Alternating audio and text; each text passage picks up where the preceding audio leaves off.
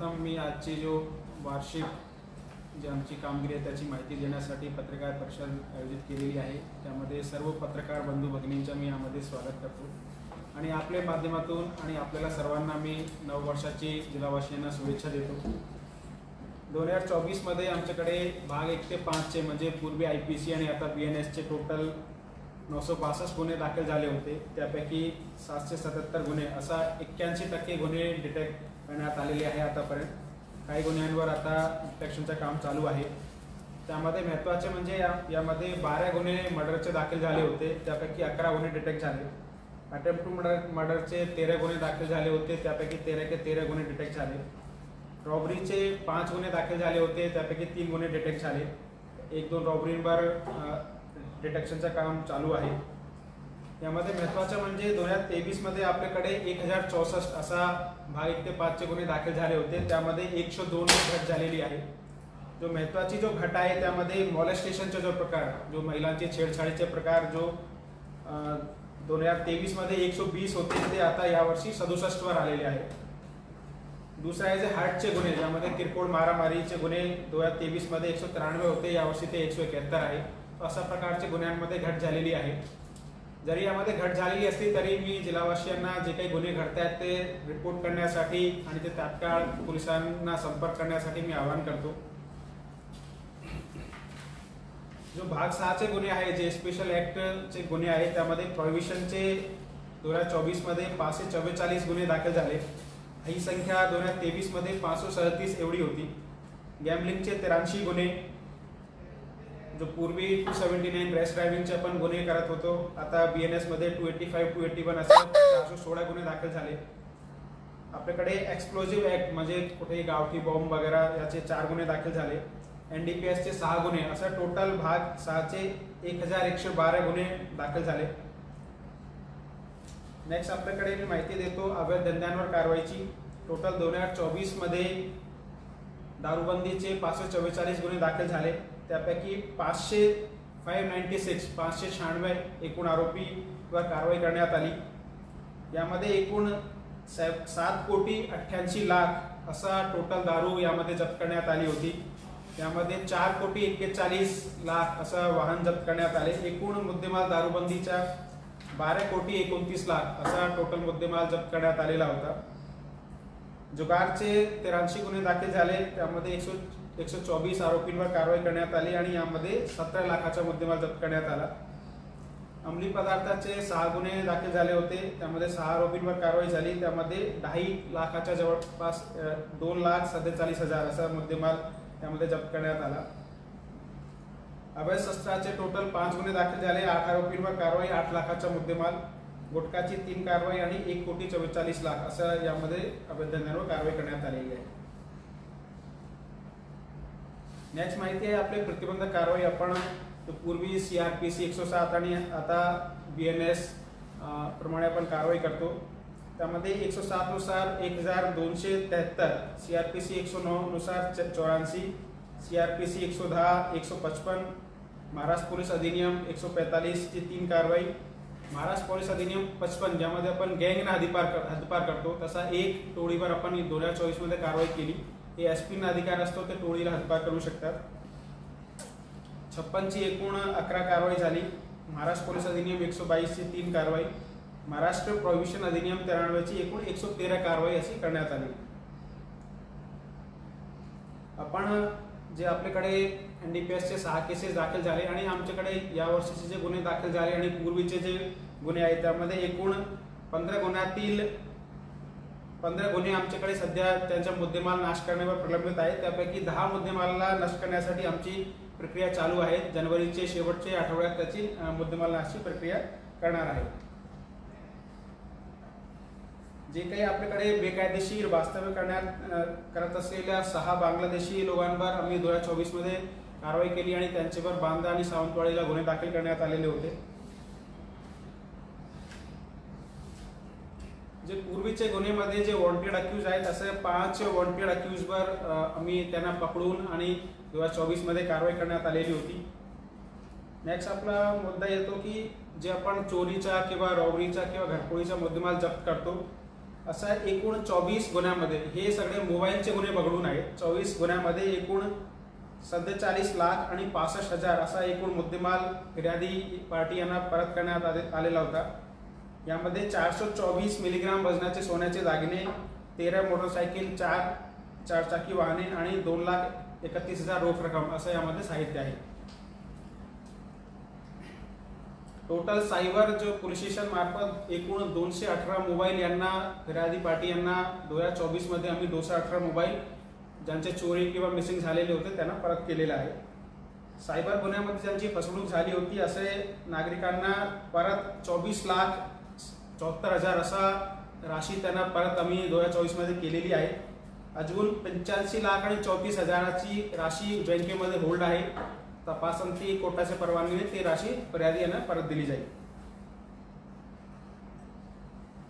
Cyber police स्टेशनच्या मदतीने जे काही पोलीस स्टेशनला गुन्हे दाखल होतात असे एकूण 17 गुन्हे पोलीस स्टेशनचे गुन्हे सायबर पोलीस स्टेशनच्या मदतीने उघडकीस आणलेले आहेत. एकूण जिल्ह्यामध्ये 12 नापत्ता व्यक्तींचा तपास तांत्रिक तपासाच्या मदतीने ते उघडकीस आणलेले आहेत. सायबर पोलीस स्टेशनकडून एकूण 20 जनजागृतीचे प्रोग्राम आम्ही 2024 मध्ये घेतलेले होते.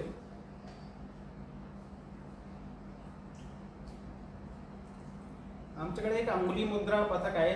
या अंगुली मुद्रा पथकाने जो महत्त्वाचे गुन्हे घडत आहेत, खून, टेम्पो मर्डर आणि रॉबरी असा सारखे एकूण 93 गुन्ह्यांमध्ये भेट दिलेली होती आणि 6 गुन्हे असा जे काही अंगुली मुद्रा पथकाने केलेली कारवाईमुळे असा 6 गुन्हे आम्ही डिटेक्ट केलेले आहेत.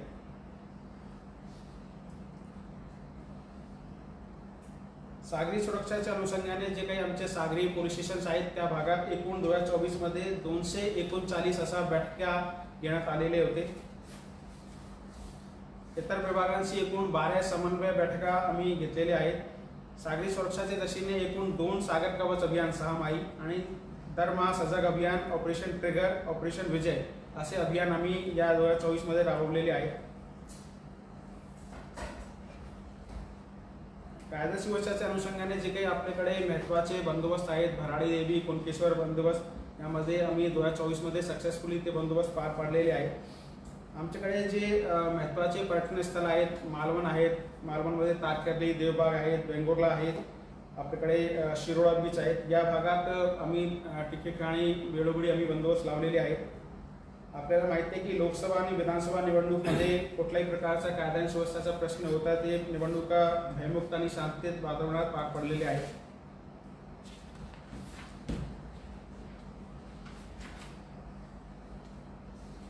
डायल 112 मध्ये आमच्याकडे टोटल 2024 मध्ये 4502 असे कॉल प्राप्त झालेले होते आणि यामध्ये पोलिसांना सरासरी 10 मिनिट 5 सेकंदाचा ॲव्हरेज रेस्पॉन्स टाइम आमच्या त्यामध्ये पोलिसांचा आहे.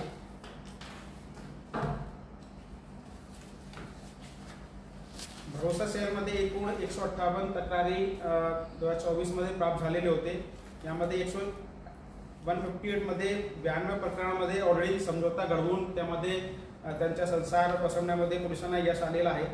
66 तक्रारीमध्ये त्यांना जे काही पुढील कायदेशीर कारवाई आहे, गुन्हा दाखल करण्याची किंवा त्यांना कोर्ट संदर्भात कोर्टामध्ये कारवाई करण्याची त्यांना समज देण्यात आलेली आहे. ज्येष्ठ नागरिकांसंदर्भात एकूण 18 तक्रारी आमच्याकडे प्राप्त झालेले होते. त्यामध्ये 10 प्रकरणामध्ये समझोता झालेला आहे आणि 8 प्रकरणामध्ये ते कोर्टामध्ये ते कायदेशीर मार्गाचा अवलंब करणार आहे.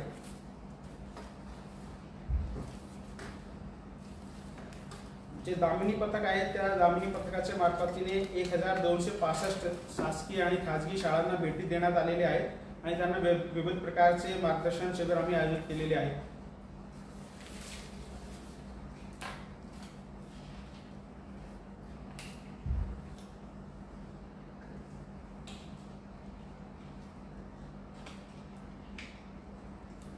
जे आमचे पोलीस अधिकारी अंमलदार आहेत त्यांच्याकरिता आम्ही 2024 मध्ये नेत्रदान शिबिर, मेडिकल कॅम्प, रक्तदान शिबिर असे आयोजित केलेले आहेत. त्यामध्ये 16 अधिकारी आणि 299 अंमलदार यांनी त्यामध्ये सहभाग नोंदवलेला आहे. बरेचसे कार्यशाळा ज्यामध्ये मानसिक आरोग्य संदर्भात आमच्या लोकांमध्ये जनजागृती व्हावी, घटनास्थळ सुरक्षितता, जे आमचे राज्य मानवी हक्क आयोग संदर्भात प्रकरण आहेत आणि जे NPA संदर्भात आहे त्यांचा फायनान्शियल लिटरसी वाढावा, आर्थिक गुन्हे संदर्भात असे एकूण 10 कार्यशाळा आम्ही SP ऑफिसच्या माध्यमातून 2024 मध्ये राबवलेले आहेत. आपल्याला माहिती आहे की 1 जुलै 2024 पासून आपल्याकडे नवीन कायदे जे पूर्वी IPC CRPC होते ते आता BNS आणि BNSS ने ते रिप्लेस झालेले आहेत आणि त्या संदर्भात वेळोवेळी आम्ही आमच्या लोकांच्या ट्रेनिंग आयोजित केलेलं आहे. 2024 मध्ये नियत वयोमानानुसार आमच्याकडे 18 पोलीस अधिकारी आणि अंमलदार आमच्याकडून सेवानिवृत्त झालेले होते. त्यांच्या रेतसर SP ऑफिसमध्ये मी स्वतः प्रत्येक महिन्याचे अंती शेवटच्या दिवशी उपस्थित राहून त्यामध्ये त्यांचा सत्कार समारंभ आम्ही SP ऑफिसमध्ये ऑर्गनाइज केलेला आहे. 2024 मध्ये भरती प्रक्रिया आमच्याकडे राबवण्यात आलेली होती. त्यामध्ये पोलीस शिपाईचे एकूण 113 पद आणि पोलीस शिपाई बॅट्समॅनचे एकूण 5 पद आणि पोलीस शिपाई चालक याचे एकूण 24 पद असं एकूण 142 पदांसाठी भरती प्रक्रिया राबवण्यात आलेली होती. त्यापैकी 138 लोकांची निवड झाली. 125 लोकांना आतापर्यंत आम्ही नियुक्तीपत्र दिलेले आहेत. 13 लोकांना नियुक्तीपत्र देणे बाकी आहे. 13 लोकांमध्ये काही लोकांसंदर्भात मॅटचे प्रकरण आहेत, काही 5 प्रकरणांमध्ये त्यांच्यावर गुन्हे दाखल आहेत आणि ते डिव्हिजनल कमिशनरची जी कमिटी आहे त्यामध्ये त्याबाबत निर्णय होणार आहे आणि 1-2 केसेसमध्ये त्यांचं जे काही डॉक्युमेंट तपासणीमध्ये काही आक्षेप आहे त्या संदर्भात पुढील कारवाई चालू आहे. 2024 मध्ये एकूण 40 अंमलदार यांना आम्ही सहाय्यक पोलीस उपनिरीक्षक ASI म्हणून पदोन्नती दिलेली आहे. 31 अंमलदार यांना पोलीस हवालदार म्हणून आम्ही पदोन्नती दिलेली आहे. शासनाकडून आमच्याकडे 5 ठिकाणी पोलीस स्टेशन ची बिल्डिंगच्या आणि 12 ठिकाणी पोलीस ठाण्याच्या ठिकाणी निवासस्थानांच्या प्रस्तावाला मंजुरी मिळालेली आहे. लवकरात लवकर त्या सगळ्यांमध्ये PMC ऑलरेडी नेमलेली आहे आणि त्यामध्ये लवकरात लवकर सर्व ठिकाणी नवीन पोलीस स्टेशनची बिल्डिंग आणि निवासस्थान जो पोलीस अधिकारी अंमलदार यांच्या निवासस्थानाबाबत बांधकामाची प्रक्रिया किंवा कारवाई सुरू होणार आहे.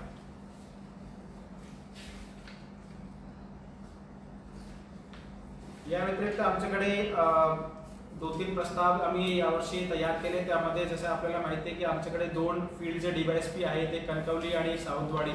महसूलमध्ये बघितलं त्याचे 3 SDO इथे बसत आहेत, कुडाल, कणकवली आणि सावंतवाडी आणि 2 DYSP असल्यामुळे प्रत्येकाकडे जवळपास 6-7 पोलीस स्टेशनचा लोड आहे. आता आपण राज्यभरात बघतो की प्रत्येक DYSP कडे जवळपास 3 ते 4 पोलीस स्टेशनचा कारभार असतो. तर ते लक्षात घेऊन आम्ही कुडालमध्ये एक नवीन DYSP पद निर्माण करण्यासाठी प्रस्ताव पाठवला होता. ते काही क्लॅरिफिकेशनसाठी आला होता. आता मी ते परत क्लॅरिफिकेशन त्यामध्ये देऊ. लवकरात लवकर तो कसा करता येईल त्याचा आम्ही पाठपुरावा करत आहोत. त्या व्यतिरिक्त चिपी विमानतळाला सेपरेट मनुष्यबळ मिळेल त्यासाठी पण आम्ही प्रस्ताव पाठवलेला आहे.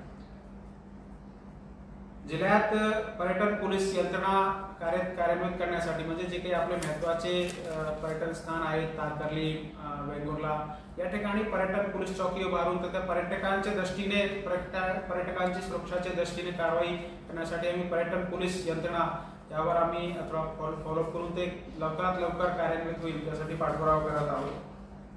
आम्ही एक SP ऑफिसच्या स्तरावर आणि सगळे पोलीस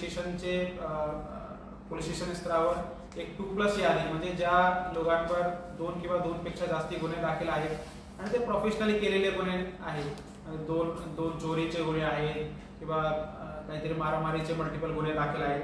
तो असे आमच्याकडे जिल्हाभरात असे 252 लोकांची आम्ही यादी आमच्या स्तरावर तयार केलेली आहे. सध्या त्यामध्ये 202 आरोपींवर ऑलरेडी काही ना काही स्वरूपाची प्रतिबंधक कारवाई चालू आहे. 14 आरोपी कारागृहात आहेत आणि 12 लोकांवर प्रतिबंधक कारवाई करण्याची प्रक्रिया सुरू आहे. आमच्याकडे 2024 मध्ये एकूण चालवर्तक पडताळणीचे एकूण 10,584 असे प्रकरण आमच्याकडे प्राप्त झालेले होते. चालवर्तन पडताळणीची मुदत 30 दिवस आहे, परंतु आम्ही सगळे प्रकरणामध्ये 7 दिवसाच्या आत सर्व लोकांना सेवा पुरवण्यात आलेली आहे. जे पारपत्र पडताळणीचे आमच्याकडे टोटल 5,702 प्रकरण प्राप्त झाले होते. पारपत्र पडताळणीची जी मुदत आहे ते 15 दिवस आहे, पण सर्व प्रकरणांमध्ये 7 दिवसाच्या आत त्यामध्ये त्यांना सेवा पुरवण्यात आलेली आहे. या व्यतिरिक्त आपल्याकडे जे काही VIP, VVIP याच्या द्वारा होत आहेत त्यामध्ये त्यांना योग्य प्रकारे सुरक्षा देऊन पूर्ण वर्षभरात कुठल्याही प्रकारचा कोणी VIP किंवा VVIP ची सुरक्षा धोक्यात येऊ नये त्यासाठी खबरदारी घेण्यात आलेली आहे.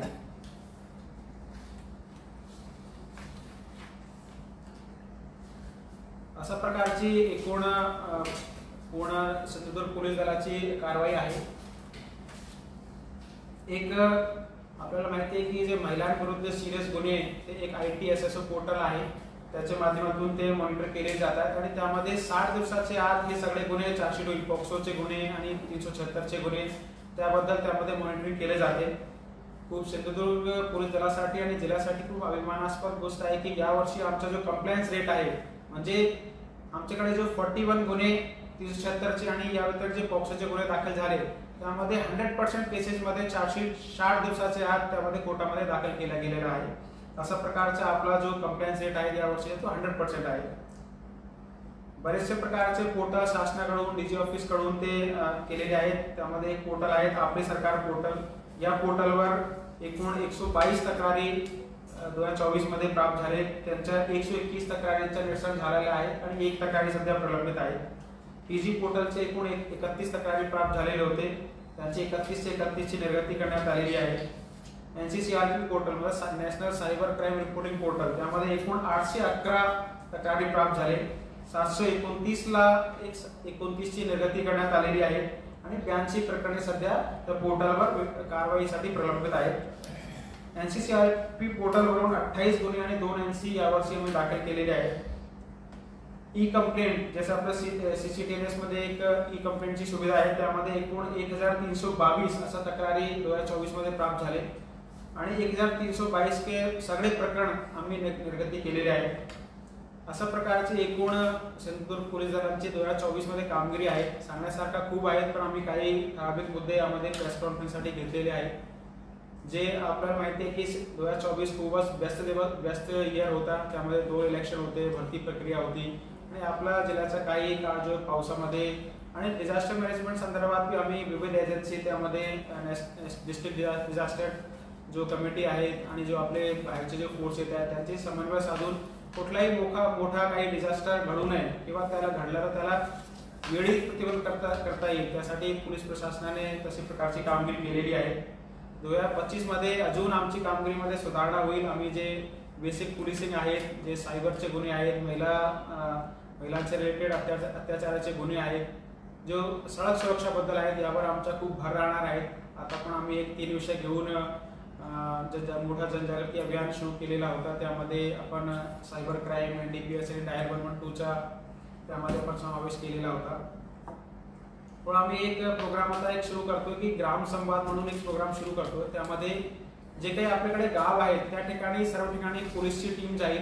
मोठी जे गाव आहेत, A वर्गवारी गाव आहेत तिथे स्वतः प्रभारी अधिकारी, जे ब वर्ग गाव आहे तिथे दुय्यम अधिकारी आणि क वर्ग गावामध्ये बीट अंमलदार तिथे जाऊन तिथे सर्व जो संबंधित विभाग आहेत, तलाठी, ग्रामसेवक, पोलीस पाटील, मुख्याध्यापक, डॉक्टर, त्या सगळ्यांची तिथे बैठक घेऊन काय समस्या आहेत, पोलीस विभागाशी निगडीत काय विषय आहेत आणि तिथे सर्व लोकांना जे काही ग्रामस्थ लोक आहेत, जे इच्छुक आहेत त्यांना तिथे इन्व्हाइट करून, स्पेशली रिटायर्ड पोलीस कर्मचारी, रिटायर्ड कोणी आर्मीचा माणूस आहे किंवा सामाजिक कार्यकर्ता आहेत, त्यांना तिथे इन्व्हाइट करून ग्राम लेवलवर त्यांची समस्या कशा सोडवता येईल किंवा पोलीस विभागाशी निगडीत जे मुद्दे आहेत ते निरसन करण्याचा आमचा हा ग्रामसंवाद प्रोग्रामचे माध्यमातून उद्देश राहणार आहे. त्याबद्दल मी सेपरेट प्रेस नोट काढणार आहे. अशा प्रकारचं आमच्या 2025 मध्ये हे सगळे जे मी मुद्दे सांगितलेले आहेत त्यामध्ये अजून चांगली कामगिरी होईल आणि नवीन आम्ही आमच्यासाठी लक्ष्य निर्धारित करून त्यामध्ये आम्ही यश मिळवण्याचा प्रयत्न करीत आहोत. आपल्या माध्यमातून आम्हाला विनंती आहे की जे काही पोलीस विभागातर्फे अजून काही यामध्ये करण्याची गोष्ट आहे किंवा काही विषयामध्ये लक्ष घालण्याची आवश्यकता आहे ते वेळोवेळी प्लीज आपण आम्हाला सुचवावा, जेणेकरून ते मुद्दे पण आमचे जे काही एजेंडा आहे त्यामध्ये घेतले जाईल. मी पुन्हा आपण सर्वांना, सर्व पत्रकार बंधू भगिनींना नववर्षाच्या शुभेच्छा देतो आणि आपल्या माध्यमातून समस्त सिंधुदुर्ग जिल्हावासियांना नववर्षाच्या खूप खूप शुभेच्छा देतो. धन्यवाद. जय हिंद, जय महाराष्ट्र. सर एक मिनिट, ते अंमली पदार्थांच्या बाबतीमध्ये पोलीस विशेष करून काय भूमिका ह्या वर्षामध्ये घेणार आहे? आमच्याकडे मागच्या वर्षी 6 गुन्हे NDPS दाखल झालेले होते आणि त्यामध्ये जो मेजॉरिटी गुन्हे होते ते सेवनाबद्दल होते, की कोणी कुठेही गांजाचं सेवन करताना किंवा एक ठिकाणी एक वाहतूक करताना 2.5 किलो गांजा वाहतूक करताना मिळून आलेला होता. यावर्षी आमची भूमिका अशी राहणार आहे की आमच्या जिल्ह्यामध्ये किंवा आपल्या सिंधुदुर्ग जिल्ह्यामध्ये कुठल्याही प्रकारचा ड्रग्सचं सेवन आहे किंवा डिस्ट्रीब्युशन आहे किंवा ट्रान्सपोर्ट आहे ते चालणार नाही, अशा प्रकारची आमची भूमिका राहणार आहे. त्यासाठी आम्ही मल्टीप्रॉन्ग स्ट्रॅटेजी आम्ही ठेवतोय. त्यामध्ये पहिला आहे की जे काही जुने गुन्हेगार आहेत, त्यांच्यावर पूर्वी गुन्हे दाखल झालेले आहेत, त्यांना वेळोवेळी चेक करणे. असे लोकांचे जो बसण्याचे ठिकाण आहे, जसं ते ठराविक काही भागात बसतायत, त्या गांजाचं सेवन करतायत किंवा तिथून डिस्ट्रीब्युशन केला जातो, त्या भागांना वेळोवेळी चेक करणे. आपले जे काही सीमा आहेत, गोवा राज्याची सीमा आहे, कर्नाटक राज्याची सीमा आहे, तिथे पण कशा प्रकारचे असं लोकांचं आवागमन असतो, ते काही पॅटर्न वगैरे त्यामध्ये दिसतो का, ते आम्ही चेक करणार आहोत. आणि या व्यतिरिक्त एक महत्त्वाचा मुद्दा आहे की मोठ्या प्रमाणात जनजागृती याबद्दल होईल की कोणी अशा प्रकारचे एनडीपीएसचे ट्रान्सपोर्ट किंवा त्यामध्ये डिस्ट्रीब्युशन मध्ये इन्व्हॉल्व आहे ते त्यांच्यावर कठोर कारवाई करण्यात येईल. तसेच जसा तो डिस्ट्रीब्युशन आणि त्याचा ट्रान्सपोर्ट गुन्हा आहे, तसाच त्याचं सेवन करणे सुद्धा गुन्हा आहे. तर कोणी अशा प्रकारचे एनडीपीएसचे व्यसनामध्ये आहारी जाऊ नका, अशा प्रकारचा आमचा या जनजागृतीच्या माध्यमातून उद्देश राहणार आहे. आम्ही एक आता जो ग्रामसंवाद आम्ही केला तसा प्रकारचा एक शासनाच्या पण शाळा कॉलेजला भेटी देणे. आमच्याकडे ऑलरेडी पोलीस काका, पोलीस दिदी म्हणून यंत्रणा आहे, ज्यामध्ये आम्ही एक शाळासाठी एक पोलीस कर्मचारी, महिला पोलीस कर्मचारी किंवा पोलीस कर्मचारी देतो. त्यांच्या माध्यमातून पण मोठ्या प्रमाणात त्यामध्ये मुख्याध्यापक, त्यांचे जे टीचर्स आहेत, फॅकल्टी आहेत आणि मुले मुली यांच्याशी संवाद साधून कोणीही आपली जी तरुण पिढी आहे तो या एनडीपीएसच्या आहारी जाऊ नये, त्यासाठी आमचा प्रयत्न राहणार आहे. गुन्हे उघडकीसचे प्रमाण चांगलं आहे, परंतु शिक्षेचं काय प्रमाण आहे यामध्ये? शिक्षेचा असं आहे की आमच्याकडे जो जेएमएफसीचा जो कन्व्हिक्शन रेट आहे तो 22% आहे आणि आपल्याकडे सेशनचा जो कन्व्हिक्शन आहे तो जवळपास 10% आहे. यामध्ये जो महत्वपूर्ण जो कारण दिसत आहेत की त्यामुळे गुन्हे सिद्ध होत नाही, त्यामध्ये महत्वाचा जो कारण येतो की ज्यामध्ये आपण सुधारणा करू शकतो की जेव्हा तो ट्रायलला येतो कोणी केस, तो ट्रायलला आल्यानंतर त्या केसेसमध्ये त्या फिर्यादीच्या किंवा साक्षीदारांच्या व्यवस्थित ब्रीफिंग होणे आवश्यक आहे की त्याने कोर्टामध्ये कशा प्रकारे ते फेस केलं पाहिजे, त्यांनी पूर्वी काय स्टेटमेंट दिलेले आहेत त्याबद्दल ब्रीफ होणे आवश्यक आहे. काही केसेसमध्ये फिर्यादी किंवा विटनेस होस्टाईल होत आहेत, काही केसेसमध्ये पंच पण होस्टाईल होण्याचे प्रकार दिसत आहेत आणि काही प्रकरणामध्ये कॉम्प्रोमाइज झाल्यामुळे ते गुन्हे सिद्ध होत नाही. पण जे काही पोलिसांच्या हातात आहेत, आपले यंत्रणांच्या हातात आहेत आणि ते जर आपण एक्स्ट्रा एफर्ट घेऊन जर ते सिद्ध करू शकतो तर त्यासाठी आमचा प्रयत्न राहणार आहे. आता आम्ही दर महिन्यातून 4 वेळा, दर आठवड्यात आमचे जो पैरवी अधिकारी आहेत, आमचे जो पीपी आहेत, त्यांच्यासोबत मीटिंग राहील. आमचे ॲडिशनल एसपी ते संनियंत्रण समितीचे अध्यक्ष आहेत, त्यांच्या माध्यमातून तपास जेव्हा तो चार्जशीट पाठवला जातो त्यापूर्वी त्याची पूर्ण स्क्रुटनी होईल की त्यामध्ये तपासाचा दर्जा कसा आहे, काय एव्हिडन्स आहेत, ते चार्जशीट पाठवण्याइतपत एव्हिडन्स आहे का हे तपासले जाणार आहे. 10% प्रमाण आहे ते वाढलंय की कमी आहे? नाही, कमी किंवा कमी आहे, त्यामध्ये खूप सुधारणा होण्याची गरज आहे. आपल्याकडे चोऱ्यांचं पण प्रमाण वाढलंय. आता सुद्धा कालच आचरा पोलीस स्टेशनचा काही जो आचराचा जो गुन्हा झाला होता त्यामध्ये काही लीड्स आमच्याकडे आहेत. तपासाची दिशा चांगली आहे. मला वाटते योग्य वेळी किंवा काही दिवसात त्यामध्ये आम्ही सफलता घेऊ शकतो असं मला वाटतं. त्यामध्ये लीड्स आहेत आमच्याकडे. सिंधुदुर्ग जिल्ह्यामध्ये गोवा बनावट दारू वाहतूक प्रकरणं जास्त आहेत. यामध्ये सिंधुदुर्ग पोलिसांच्या कारवाई आहेत. मात्र ज्या ठिकाणी दारू पकडल्या ते त्या ठिकाणचा बीट म्हणजे तुमचे जे बीटवाले आहेत किंवा तिथला पोलीस पाटील यांच्यावर काही कारवाई करण्यासंदर्भात काही विचार आहेत का? यामध्ये असं आहे की 1-2 प्रकारामध्ये आम्ही ज्यांच्या असं काही डायरेक्ट किंवा इनडायरेक्ट सहभाग दिसतो त्यांच्यावर आम्ही वेळोची वेळी कारवाई करतो. पण यामध्ये कोणाचाही जर डायरेक्टली किंवा इनडायरेक्टली कोणी असा प्रकारांना जर सपोर्ट करत असेल तर त्याच्यावर खूप गंभीर प्रकारची असं कारवाई करण्यात येईल असं मी जिल्हा पोलीस प्रमुख या नात्याने आपल्याला सांगू शकतो. सिंधुदुर्ग जिल्ह्यात पर्यटनासाठी मोठ्या प्रमाणात पर्यटक येत असतात. मात्र या पर्यटकांच्या गाड्यांवरती माजी सैनिक किंवा पोलीस अशा पाट्या दिसतात. मात्र यावरती कारवाई होताना दिसत नाहीये. यावरती काय करा? यामध्ये कसं आहे की एक तो जे काही खाजगीरित्या किंवा अशा प्रकारच्या अनधिकृत पाट्या लावले जातात, जे माजी पोलीस आहे किंवा सध्या पोलीस आहे, माजी सैनिक अशा प्रकारच्या लोकांवर कारवाई करणे आवश्यक आहे. त्याबद्दल मी वेळोवेळी आमचे ट्रॅफिक ब्रांच आणि पोलीस स्टेशनला पण सूचना दिलेल्या आहेत पण ते प्रकार दिसत आहेत त्याच्यावर 100% सुधारणा होण्याची आवश्यकता आहे. आतापर्यंत किती कारवाया झाल्यात काय?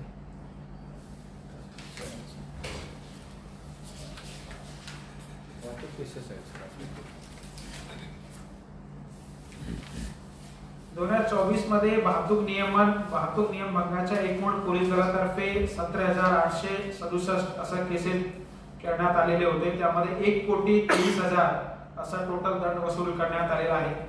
ड्रंकन ड्रायव्हिंगचे एकूण 36 केस केले आणि त्यामध्ये 1,74,000 असा त्यामध्ये दंड आकारण्यात आलेला आहे. माझ्याकडे तो पाट्यांवर केसेसचा सेपरेट आकडा नाही, मी तुम्हाला प्रेस कॉन्फरन्स नंतर ते आमचे माहिती काढून तुम्हाला देतो. 5 नवीन पोलीस स्टेशन आणि हे नवीन पोलीस स्टेशन बिल्डिंग ते कुठे कुठे त्यामध्ये आहेत दोडामार्गला आहेत, वेंगुर्ला, मालवण, कोडाल आणि सिंधुदुर्ग.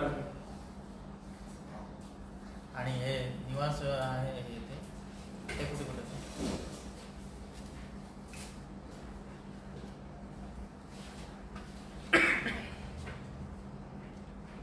निवासच्या 12 ठिकाणचं आहे.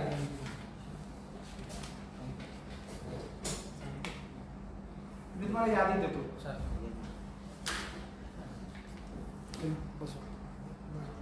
त्यामध्ये बांदा आहे, वेंगुर्ला आहे, दोडामार्ग आहे, कोडाल, मालवण, ओरस, देवगड, बेळवाडी, आचरा, निवती असं 12 ठिकाणी